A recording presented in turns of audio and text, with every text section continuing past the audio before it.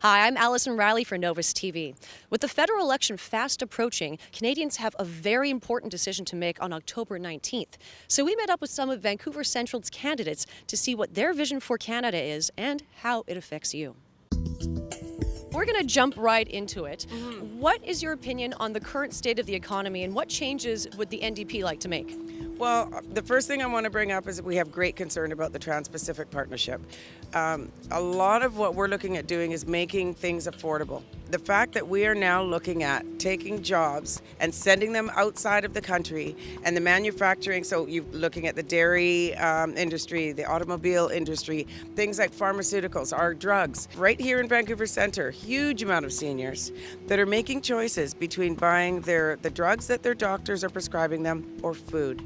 What we want to do is have a national strategy for pharmacare, which means we buy those drugs in bulk, which brings the drug costs down almost 50%. So we have great concerns about the Trans-Pacific Partnership. Another thing we're looking at that I'm really, really proud of is we need to support our youth. And what we know here in Canada is a lot of times you have students that graduate, they have huge amounts of debt, but then they get a practicum position or a internship, or they're like a co-op student, and they go and they work for free. We want to crack down on that. We want to make sure they get paid for the work that they're doing so that they can pay off their debt, and also make sure that they're getting a good earning wage. So that actually goes right back to the economy. I'd also add that we want to, one of our big things is looking at the most profitable corporations and asking them to pay their fair share. We also do not support the income splitting that the Conservative government has brought in, so we will cancel that. And those millions and millions of dollars will go directly to supporting children in poverty. Now, as far as national security, to what degree do you think our country should be involved in foreign affairs such as ISIS and Syria, and how should our government keep Canadians safe? So the first thing I would say is what the NDP is going to do is we will repeal Bill C-51. We do not support Bill C-51. We feel it's very strongly, it's fear-mongering. We feel very strongly that our job is to, like in past, go to other countries and help create peace. It's like with Israel and Palestine. We support a two-state solution, peace in the region.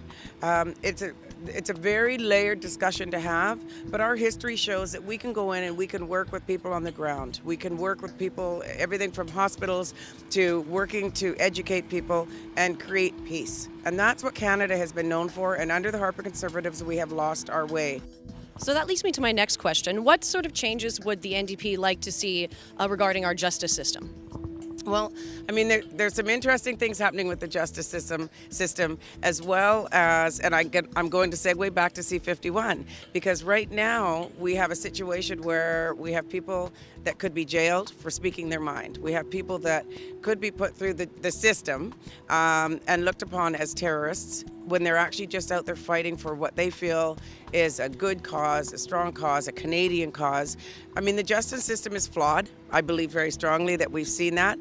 I would also speak very honestly about the fact that we have so many Indigenous people in the system right now, jailed in our system right now for issues that could be mental health, it could be addiction, it could be, it's also very much racial profiling. So for myself, I've looked at this very seriously, and actually Tom Mulcair came out and said Black Lives Matter, Indigenous Lives Matter. And what we do know for sure is we have people that are in the system that should not be there, that have no voice, that do not have support. So the NDP wants to make sure that those voices are heard. What we would do is put together, it's almost like an oversight committee to look at the justice system, see what's working, see what is not, and then bring that to the federal level to address not only the provinces, but the municipalities, the territories, and the Indigenous communities.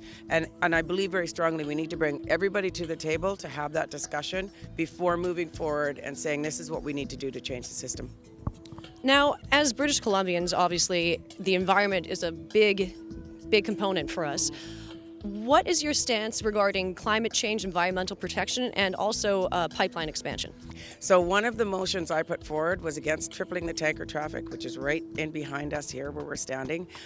We do not support, and we do not want to see another accident that happened here. And right over here is the Kitts Coast Guard, which is the first responder. And I actually put a motion forward as well to try and keep it open. It failed. The Harper Conservatives decided to save $700,000 and close our Kitts Coast Guard station, which is the first responder for any kind of an incident that would happen here. One of the first things that we would do, the NDP government would unmuzzle the scientists that have been muzzled by the Harper Conservatives. You have nobody there at the table anymore giving direction and that expertise as to what can be done and what can't be done, or best ways, best practices moving forward. As far as the pipelines, again, we are not moving forward with anything until we have those scientists at that table. Nothing will move forward. I feel it's time for change. Our MP for the 6 years that I was elected at the Vancouver Park Board, putting forward motions on Kitts Coast Guard, tanker traffic, early care and learning, $15 an hour daycare, housing issues. Not once did she come and speak to any of the issues that I brought forward. The NDP have over 100 seats right now. We are positioned to make this change happen. The Liberals have 30. They have to triple the amount of seats that they have now to get to where the NDP is. We are positioned to beat Stephen Harper in this election, and I'm going to do everything possible to make that happen. I'm out there on the doors, and I hear loud and clear it's time for change. So we want to bring that forward, and I'm really hoping on October 19th, people come out, they vote for change, and they vote for Constance Barnes. Stay tuned for more interviews with other Vancouver Central candidates. For more information on the election, visit elections.ca. I'm Allison Riley, and you're watching Novus TV.